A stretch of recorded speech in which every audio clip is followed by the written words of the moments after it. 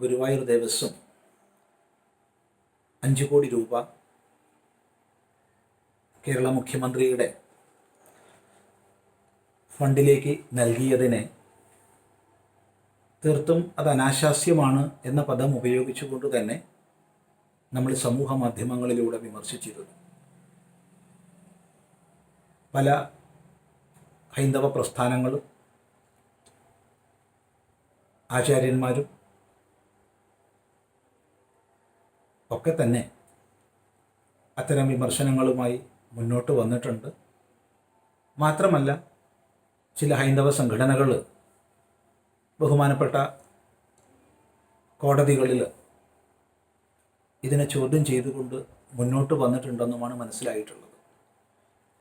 ഏതായാലും ഈ ഒരു സാഹചര്യത്തിൽ സമൂഹത്തിൽ നിന്ന് പല അഭിപ്രായങ്ങളും നമ്മുടെ ഈ ഒരു വിമർശനത്തെ സംബന്ധിച്ച് ഉണ്ടായിട്ടുണ്ട്.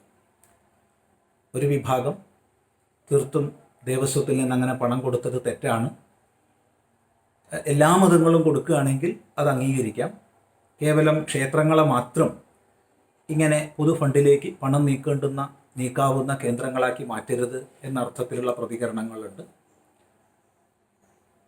അതുപോലെ മറ്റൊരു പ്രതികരണം,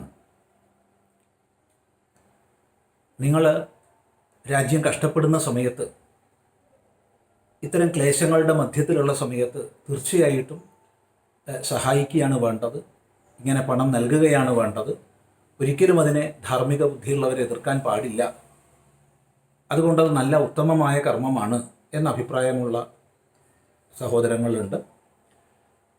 മറ്റ് സംസ്ഥാനങ്ങളിൽ നിന്നുള്ള ക്ഷേത്രങ്ങൾ നൽകുന്നുണ്ടല്ലോ, അതിനെ എതിർക്കാത്ത നിങ്ങൾ എന്തുകൊണ്ട് ഇതിനെ എതിർക്കുന്നു എന്ന് ചോദ്യം ചെയ്യുന്നവരുണ്ട്. ഇങ്ങനെ കഷ്ടപ്പെടുന്ന സമയത്ത് ദേവസ്വത്തിൻ്റെ പണം എടുക്കുകയാണ് ഉത്തമം, ഉചിതം, അതാണ് ധാർമ്മികം എന്ന അഭിപ്രായക്കാരുണ്ട്. അതിലുപരിയായിട്ട് ചിദാനന്ദപുരി സ്വാമിയെപ്പോലുള്ളവർ വെറും പണത്തെ സംബന്ധിച്ച് മാത്രമാണ് മൂല്യം കൽപ്പിക്കുന്നതും സംസാരിക്കുന്നതും, അല്ലാതെ ധാർമ്മിക മൂല്യങ്ങൾ, മാനുഷിക മൂല്യങ്ങൾ അവർക്ക് അന്യമായി പോയിട്ടുണ്ട്. ഏതായാലും അത്ര അധപ്പതനം ഭക്തജന സമൂഹത്തിൽ വന്നിട്ടില്ല. അതുകൊണ്ട് ഭക്തന്മാർ തീർച്ചയായിട്ടും ഈ നൽകിയതിനെ അനുകൂലിക്കുകയാണ് ചെയ്യുക എന്നൊക്കെ പല പല അഭിപ്രായഗതികൾ വന്നിട്ടുണ്ട്. പ്രത്യേകിച്ചും വളരെ നിരുപദ്രവമായി തന്നെ നല്ല രീതിയിൽ ചിന്തിക്കുന്നവർ യാതന തീർക്കാൻ വേണ്ടിയിട്ടാണ് ദൈവത്തിൻ്റെ പണം, ദൈവത്തിൻ്റെ ഭണ്ഡാരത്തിൽ വന്നു കഴിഞ്ഞാൽ പിന്നെ അവിടെ ഹിന്ദു, മുസ്ലിം, ക്രിസ്ത്യൻ എന്നൊന്നുമില്ല, മനുഷ്യ സമൂഹത്തിൻ്റെ നന്മയ്ക്ക് ഉപയോഗിക്കണം, അതാണ് ധാർമ്മികം എന്നൊക്കെയുള്ള അഭിപ്രായങ്ങളെല്ലാം വന്നിട്ടുണ്ട്. ഇവിടെ വളരെ പ്രധാനമായിട്ട് ചിന്തിക്കാനും പറയാനുള്ളത്, സമാജത്തിനൊരു കഷ്ടപ്പാട് വരുമ്പോൾ നമ്മളെല്ലാം ഒത്തൊരുമിച്ച് പരിശ്രമിക്കണം. വ്യക്തികളായാലും സന്നദ്ധ സംഘടനകളായാലും സർക്കാരായാലും ഒക്കെ ഒത്തൊരുമിച്ച് പരിശ്രമിക്കണം. നമ്മളൊക്കെ ആകാവുന്നത് ചെയ്യണം, ചെയ്യുന്നുണ്ട്, ചെയ്തുകൊണ്ടിരിക്കണം.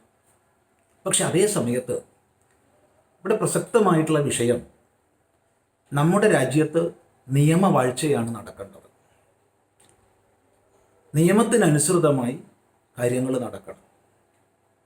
നിയമലംഘനം ഒരു ഭാഗത്തുനിന്നും ഉണ്ടാവാൻ പാടില്ല. അതുകൊണ്ടാണ് ഗുരുവായൂർ ദേവസ്വം ചെയ്ത നടപടി നിയമവിരുദ്ധമായതുകൊണ്ടാണ് വ്യക്തമായി അനാശാസ്യം എന്ന പദം നമ്മൾ ഉപയോഗിച്ചത്. ഇതിൽ അനാവശ്യമായി മതചിന്തയെ കൊണ്ടുവരേണ്ട ആവശ്യമില്ല. ഇതൊരു മതത്തെയും വിമർശിച്ചുകൊണ്ടോ ഒരു മതത്തിനും വിരുദ്ധമായ ഒരു അക്ഷരം പറഞ്ഞിട്ടില്ല. മറിച്ച് അവിടെ പ്രസക്തമായ വിഷയം, ക്ഷേത്രങ്ങളിൽ നിന്നെടുക്കുമ്പോൾ സ്വാഭാവികമായി പള്ളികളിൽ നിന്നും ഒക്കെ എടുക്കേണ്ടുന്ന ഒരു സാമാന്യ മര്യാദ ഉണ്ടെന്നുള്ള വിഷയമാണ്. പക്ഷേ ഗുരുവായൂർ ദേവസ്വത്തെ സംബന്ധിച്ച് പറയുമ്പോൾ അതൊന്നും കൂട്ടിക്കുഴയ്ക്കേണ്ട ആവശ്യമില്ല.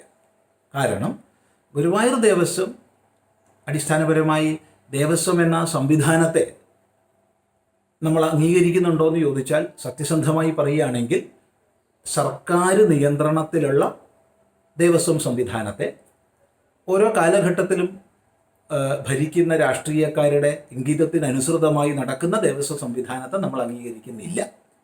എങ്കിൽ തന്നെയും നാട്ടിൽ നിയമവാഴ്ചയെ ബഹുമാനിക്കുന്ന, അംഗീകരിക്കുന്ന നമ്മൾ ഇപ്പോൾ നിലവിലുള്ള നിയമവ്യവസ്ഥയെ ആദരിക്കുന്നു. ആ നിലയ്ക്ക് ദേവസ്വത്തെ നമ്മൾ അംഗീകരിക്കുന്നു, ആദരിക്കുന്നു. അങ്ങനെ നോക്കുകയാണെങ്കിൽ 1978 ഗുരുവായൂർ ദേവസ്വം ബോർഡ് ആക്ട് അനുസരിച്ചാണ് ദേവസ്വം പ്രവർത്തിക്കേണ്ടത്. അതിൽ വ്യക്തമായി Guruvayur Devaswom board act, Guruvayur Devaswom act of 1978, അതിനു മുമ്പുണ്ടായിരുന്ന 971 നിയമത്തെ പിൻവലിച്ച് ദുർബലപ്പെടുത്തിക്കൊണ്ടാണ് 78 നിയമം വന്നത്. ആ 78 നിയമം വിവിധ ഭേദഗതികൾ അതിനുശേഷം വന്നിട്ടുണ്ട്. അതിനനുസരിച്ചാണ് ഇപ്പോൾ പ്രാമാണികമായി പ്രാബല്യത്തിലുള്ളത്. ആ നിയമമനുസരിച്ച് ഗുരുവായൂർ ദേവസ്വം ബോർഡിന്, മാനേജിംഗ് കമ്മിറ്റിക്ക് എന്തിനൊക്കെ പണം ഉപയോഗിക്കാനാണ് അധികാരമുള്ളത് എന്ന് വ്യക്തമായി ഡിഫൈൻ ചെയ്തിട്ടുണ്ട്. അതിനനുസൃതമായി അവർക്ക് പ്രവർത്തിക്കാൻ അധികാരമുള്ളൂ നിയമമനുസരിച്ച്. നിയമവാഴ്ചയെ ബഹുമാനിക്കുന്ന ഏതൊരു പൗരനും ഇതിനെ ആദരിക്കും, ആദരിച്ചേ മതിയാവും. ഇനി ഈ പറഞ്ഞതിൽ നിന്ന് ഭിന്നമായിട്ട് ചെലവഴിക്കുന്നത് ധാർമ്മികമാണ്, മാനുഷികമാണെന്ന് ഏതെങ്കിലും സാഹചര്യത്തിൽ ഉണ്ടാവുകയാണെങ്കിൽ 2 വ്യവസ്ഥകളാണ്. ഒന്ന്, ഗുരുവായൂർ ദേവസ്വം ബോർഡ് ആക്ടിൽ, ഗുരുവായൂർ ദേവസ്വം ആക്ടിൽ അങ്ങനെയുള്ള ഒരു വിശാല അധികാരം കമ്മിറ്റിക്ക്, മാനേജിംഗ് കമ്മിറ്റിക്ക് നൽകുന്ന ഏതെങ്കിലും വകുപ്പ് ഉണ്ടായിരിക്കണം. അല്ലാത്ത പക്ഷം അത് നാട്ടിലെ നിയമവ്യവസ്ഥ അനുസരിച്ച് നിയമ ഭേദഗതി പുതുതായിട്ട് കൊണ്ടുവരണം. ഇത് രണ്ടുമില്ലാത്ത കാലത്തോളം ഇപ്പോഴുള്ള നിയമത്തിൽ എന്താണോ പറയുന്നത് അത് പാലിക്കാനാണ് ബാധ്യസ്ഥരായിരിക്കുന്നത്. ആ നിലയ്ക്ക് നമുക്കൊന്ന് പരിശോധിക്കാം, ഗുരുവായൂർ ദേവസ്വം ബോർഡിന് എന്തിനൊക്കെയാണ് പണം ചെലവഴിക്കാൻ അധികാരമുള്ളത്. ഈ വിഷയം ഗുരുവായൂർ ദേവസ്വം ആക്ടിൻ്റെ 27 വകുപ്പിലാണ് പറയുന്നത്. എല്ലാവരുടെയും അറിവിലേക്കായിക്കൊണ്ട് പലപ്പോഴും നമ്മൾ ഈ സമൂഹ മാധ്യമങ്ങളിൽ വിശേഷിച്ചും അഭിപ്രായങ്ങൾ പറയുമ്പോൾ ആധികാരികമായി പഠിച്ചിട്ടോ വ്യക്തമായി മനസ്സിലാക്കിയിട്ടോ അല്ല പലപ്പോഴും അഭിപ്രായം പറയുക, പലപ്പോഴും വൈകാരികമായിട്ടാണ് പറയുക. അതുകൊണ്ട് വ്യക്തമായി എന്തുകൊണ്ട് അനാശാസ്യം എന്ന പദം ഉപയോഗിച്ചു എന്നുള്ളതിനു കൂടി ഒരു സമർത്ഥകമായിട്ട് ഗുരുവായൂർ ദേവസ്വം ബോർഡിന് പണം ഉപയോഗിക്കാൻ അംഗീകാരം നൽകുന്ന, അധികാരം നൽകുന്ന വകുപ്പുകൾ ഒന്ന് വായിക്കാം.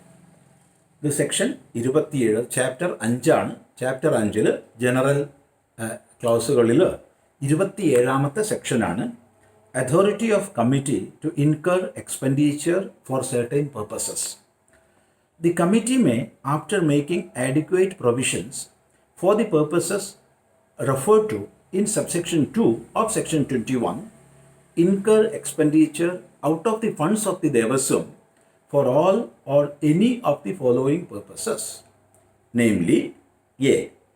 Maintenance, management and administration of the temple, its properties and the temples subordinate thereto. B. Training of archakas to perform the religious worship and ceremonies in the temple and the temple subordinate thereto. C. Medical relief, water supply and other sanitary arrangements for the worshippers and the pilgrims and construction of buildings for their accommodations. D.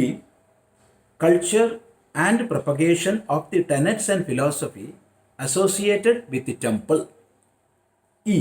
The establishment and maintenance of or the making of any grant or contribution to any poor home or other similar institution which is maintained for the benefit mainly of persons belonging to the Hindu community.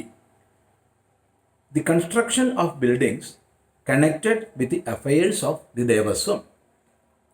F. The establishment and maintenance of any educational institution which provides for encouragement of education in the Sanskrit or Malayalam language.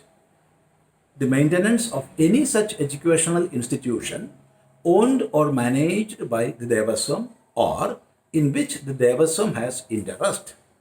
And G. The making of any contribution to any religious institution, provided that nothing contained in clause E shall prevent the continuance of any grant or contribution to any poor home or other similar institutions which is maintained by or for the benefit of persons other than those belonging to Hindu community, if such grant or contribution was being made to such poor home or institution before the commencement of this act as the customary practice associated with the temple. Provided further that no expenditure shall be incurred for any of the purposes mentioned in clause F and G unless the same is sanctioned by custom or practice associated with the temple. ഇത്രയുമാണ് ഇപ്പോൾ നിലവിൽ Guruvayur Devaswom managing കമ്മിറ്റിക്ക് ചെലവഴിക്കാൻ നിയമപ്രകാരം അധികാരമുള്ളത്. ഇവിടെ തുടക്കത്തിൽ പറഞ്ഞത് section 21 subsection 2 അനുസരിച്ച് ആവശ്യമുള്ള പണം കണ്ടെത്തിയിട്ട് വേണം ഈ പറഞ്ഞതൊക്കെ ചെയ്യാൻ.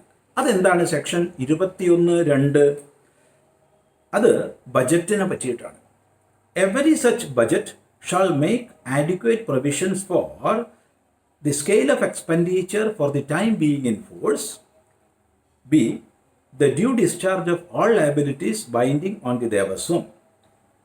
C construction, repair, maintenance and renovation of buildings connected with the Devaswam. And D, the maintenance of a working balance. ഇത്രയ്ക്കും ആവശ്യങ്ങൾക്ക് പൈസ കണ്ടെത്തിയ ശേഷം ദേവസ്വം ഫണ്ടിൽ നിന്ന്, അവിടെ ദേവസ്വം എന്ന് പറഞ്ഞാൽ ഗുരുവായൂർ ദേവസ്വം, അവിടെ ടെമ്പിൾ എന്ന് പറഞ്ഞാൽ ശ്രീകൃഷ്ണ ടെമ്പിൾ ഓഫ് ഗുരുവായൂർ, അതുപോലെ സബോർഡിനേറ്റ് ടെമ്പിൾസ് എന്ന് പറഞ്ഞാൽ ഗുരുവായൂർ ദേവസ്വം ബോർഡിൻ്റെ കീഴിലുള്ള മറ്റ് ക്ഷേത്രങ്ങൾ. ഇത്രയുമാണ്. അപ്പോൾ ഇവയുടെ മെയിൻ്റനൻസിനും മാനേജ്മെൻറ്റിനും അഡ്മിനിസ്ട്രേഷനും, അതായത് ഗുരുവായൂർ ക്ഷേത്രത്തിൻ്റെയും അതിൻ്റെ മറ്റ് ഭരണത്തിന് കീഴിലുള്ള ക്ഷേത്രങ്ങളുടെയും മെയിൻ്റനൻസ്, മാനേജ്മെൻറ്റ്, അഡ്മിനിസ്ട്രേഷൻ, അതിനാണ് എ വകുപ്പ്. ബി, അർച്ചകന്മാർക്ക് പൂജയ്ക്കും മറ്റ് ആരാധനാക്രമങ്ങൾ ചെയ്യുന്നതിനും കാലികമായി പരിശീലനം നൽകാനുള്ള ചെലവ്.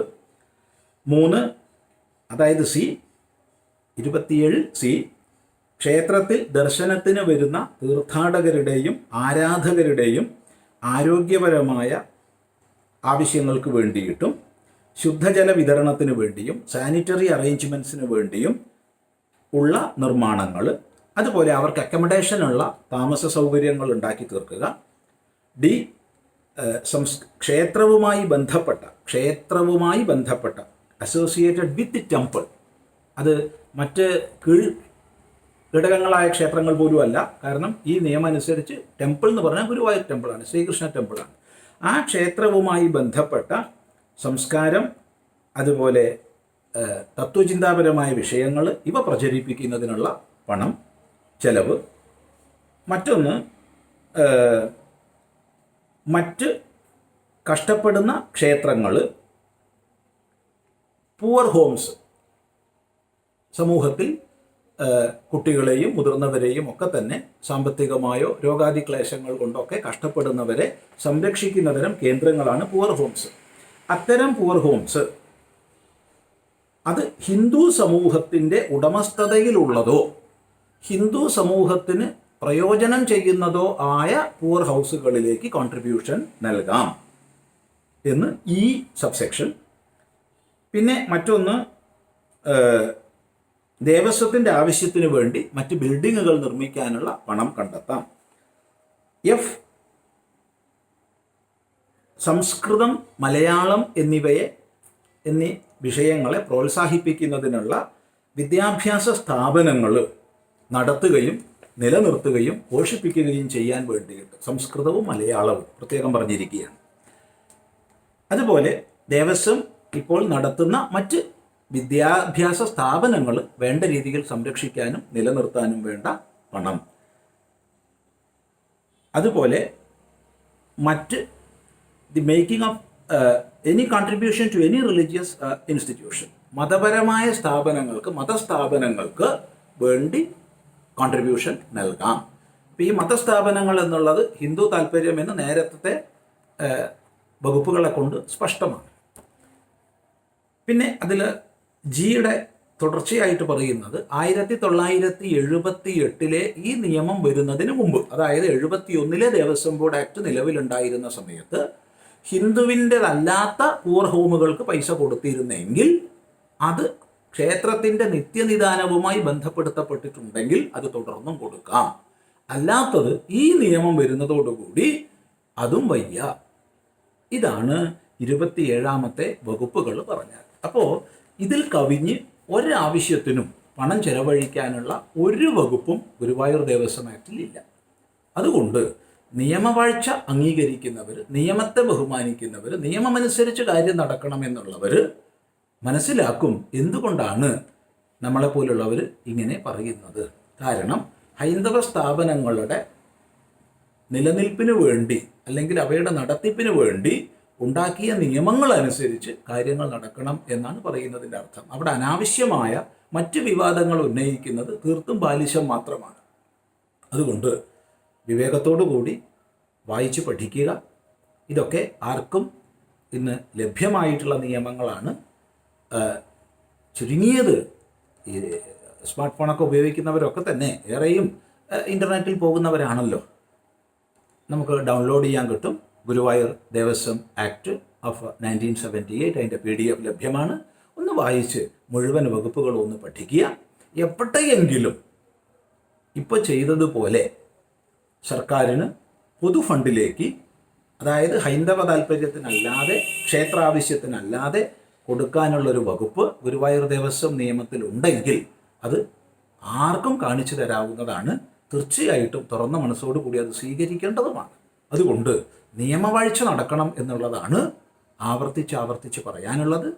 നിയമവിരുദ്ധമായതുകൊണ്ടാണ് ഇപ്രകാരം പണം കൊടുത്തതിനെ അനാശാസ്യം എന്ന് പറഞ്ഞത്. അല്ലാതെ മൂല്യബോധമില്ലാത്തത് കൊണ്ടൊന്നുമല്ല. മറ്റൊരാളുടെ മുമ്പിൽ മൂല്യബോധം തെളിയിക്കേണ്ട ആവശ്യമൊന്നും നമുക്കില്ല. നമ്മൾ ജീവിക്കുന്നത് എങ്ങനെയെന്നും എപ്രകാരമൊക്കെ എന്തൊക്കെ പ്രവർത്തിച്ച് ചെയ്യുന്നു എന്നുള്ളതും ധാർമ്മികമായി ഗുരുശാസ്ത്രോപദേശം അനുസരിച്ച് മനസ്സിലാക്കി തന്നെയാണ് ജീവിക്കുന്നത്. ഇനി ആർക്ക് വേണമെങ്കിലും വ്യക്തിപരമായി എന്ത് വിഷയങ്ങൾ സംസാരിക്കാനും അതിനുള്ള സ്വാതന്ത്ര്യവും അവസരവും ഉണ്ട് എന്ന് മാത്രം സാന്ദർഭികമായി സൂചിപ്പിക്കട്ടെ. നമസ്കാരം.